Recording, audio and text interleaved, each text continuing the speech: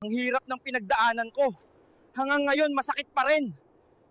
Saan kaya ako ipapadala ng hari na ito? Saan ba talaga ako dinala?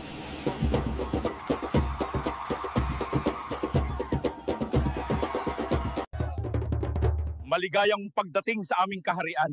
Pinadala ka ng hari ng Ehipto dito sa amin upang magbigay ng aliw. Mas nakakatakot dito. Baka lapain at meriendahin ako ng mga layon. Ikaw, gwapo, masarap ka daw katabi sa gabi. Tabihan mo kaming matulog mamayang gabi.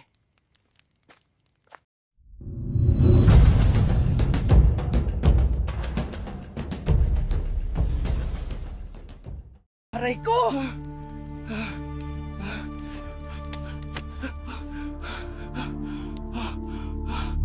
Ano na kayang mangyayari sa ating bida? Kayanin pa kaya niya ang kanyang kapalaran? Abangan sa susunod na kabanata.